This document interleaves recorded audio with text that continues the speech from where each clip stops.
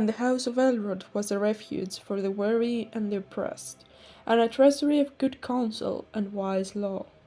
Hello friends, and welcome back to another video as we'll talk about Rivendell, one of the most beloved settlements in all of Middle-earth, and how it will probably show up in Rings of Power. Make sure to like and subscribe and turn on the notification bell so you don't miss an upload. But now, let's get back into it. Rivendell, or Imladris in Sindarin, was the name of an elven settlement in eastern Eriador and the valley containing it. More specifically, it was located at the edge of a narrow gorge of the river Bruinen, well hidden amongst the moorlands and foothills of the Misty Mountains. One of the main approaches to Rivendell passed through the nearby ford of Bruinen. The name Imladris comes from Sindarin and it means deep valley of the cleft, from Imlad meaning glen, deep valley, and Rist meaning cleft, or Ris meaning ravine.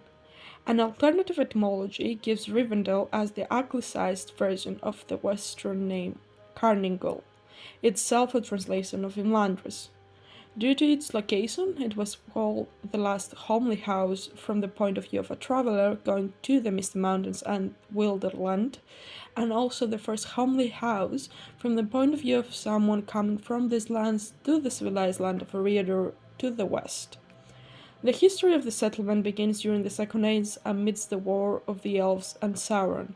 In the year 1697 of the Second Age, Sauron laid waste in the realm of Eregion. Elrod was sent from Lindon with an elven host to aid the elves of Eregion in resisting him. Unfortunately, Elrod was late, and he was forced to retreat along with the refugees from Eregion. They found refuge northward to Rivendell, where they built a strong fort and refuge that assumed the same name. More elves came as Sauron ravaged Eriador on his march towards Lindon. By Second Age 1700, Sauron had overrun all of Eriador, and Imladris was besieged. The siege ended when Gil-galad's forces, strengthened by the armament sent by Tar Minster, routed Sauron's armies and drove him out of Eriador. A council was then held at that time, made Elrod Gil-galad's vice-regent in Eriador and Imladris his seat. Gil-galad bestowed Vilya upon Elrod in secret at the same time. It's safe to assume that we will witness the founding of Rivendell during the Rings of Power. That could either be at the end of Season 2 or at the beginning of Season 3. Currently, in the show, we have seen Anata, aka Sauron, work his charm in Eregion, making the Seven and the Nine alongside Celebrimbor and earning his trust. The season will end with an 2-episode long battle, and combining that with the lore that we know, leads us to assume that the battle will be the sacking of Eregion. Elrond now is not only the herald of Gil-galad, but has been promoted to a commander, setting up perfectly the conditions for the show to follow a big part of the lore. The ending of Season 2 will be filled with tragedy and sorrow, and so the founding of Rivendell could be a way to end the season on a more hopeful note, leaving the audience more at ease for the future of some of our protagonists. As for the besieging of the valley by Sauron, and then the rescue mission from the Númenóreans, that would be an excellent way to start Season 3. The only question is if the Númenóreans are indeed able to help, given the tense political situation and anti-elven spirit we've seen on screen recently. According to the lore, Tar Minster was the one to provide the aid, who ruled many generations before Tor Miriel and Ar-Pharazôn. Of course, due to the time compression in the show, now things have changed. Will it be an official rescue mission by Númenor, but only by the faithful who will be possibly be settled in Pelargir, or no aid at all? As for Gil-galad giving Vilya, that will probably be delayed as well.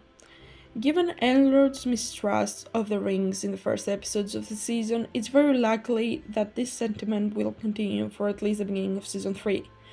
The show could choose to make the passing of Vilya from Gil-galad to Elrod at a more critical and crucial moment, with much more sentimental value, like before the last battle of the Last Alliance. For now, let's get back to the law. For the rest of the Second Age, Rivendell plays an important strategic role. During the forming of the last alliance of elves and men, the armies of Gil-galad and Elendil marched to Imladris to make camp in the valley to prepare for war, and then proceeded over the high pass southeast to what would become Dagorlad. In addition, Isildur's wife and youngest son, Falandil, stayed in Rivendell during the war, waiting it out. As Isildur was journeying back to them after Sauron's defeat, he was ambushed at the Gladden fields and killed by orcs.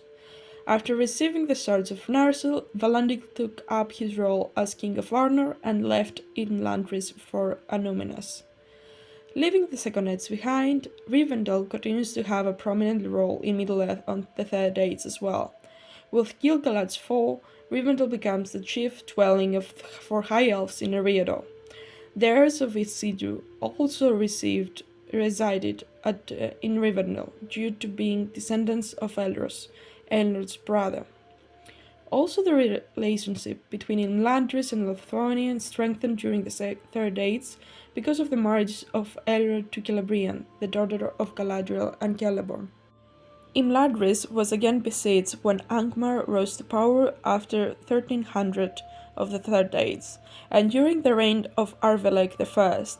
After an incursion by Angmar into Eriador, the elves of Rivendell joined those of Lidl and the Galtrim, whom Elrod brought over the mountains in subduing the power of the Witch King for many years. After the fall of the Northern Kingdom, Arnor in the Third Age, 1975, Aranarth, the first chief son of the Dunedain, had his son fostered in Rivendell, as were all sons of the chieftains that came after. The heirlooms and treasures of the House of Isildur, including the swords of Narsil, were also kept there after Arvedul's death. Among these were also some of the few remaining documents containing the history of Númenor. During the events of The Hobbit, or more properly in the Middle-earth universe, the quest of Erebor, Thorin and company stopped off at Rivendell on their way to the Lonely Mountain to seek the advice of Elrond. After the quest, Bilbo Baggins and Gandalf stopped there again, this time on their way to the Shire. Bilbo loved Rivendell so much that he decided to retire there after his 111th birthday, writing there his memoir, There and Back Again. Years later, during the events of the War of the Ring, the Council of Elrond takes place in Rivendell. There, Frodo Baggins brings the One Ring with the help of his companions. Several other elves, dwarves, and men had also arrived at Rivendell on separate errands. Coincidentally, their errands appear connected to the fate of the One Ring. After long conversations, the Fellowship of the Ring is formed, with its only task to help Frodo destroy the One Ring at Mount Doom. Following the destruction of the One Ring, the Elven Rings lost their power, forcing the elves to abandon Middle-earth and sail to Valinor. Therefore, Elrond, along with many from his household, left Rivendell to go to the Grey Heavens and sail to Valinor. This marked the end of Third Age and the beginning of the Fourth. After Elrond left, Eladan and Elrohir, his sons, remained for a while with some of the remaining Noldor. Possibly Celeborn relocated to Rivendell as well after Galadriel's departure. It is not known when Rivendell was finally abandoned, but shortly before Aragorn died in the year 120 of Fourth Age, he said to Arwen that none now walk in the Garden of Elrond, indicating that the last of the Noldor had departed to Valinor. That was briefly the story of Rivendell. Hopefully, we will soon get to see the establishment of this famous Elvish stronghold during the Rings of Power show. Let us know when you think it's most likely for us to see Rivendell in the Rings of Power, and make sure to like and subscribe. Until the next video, my friends, Namaria.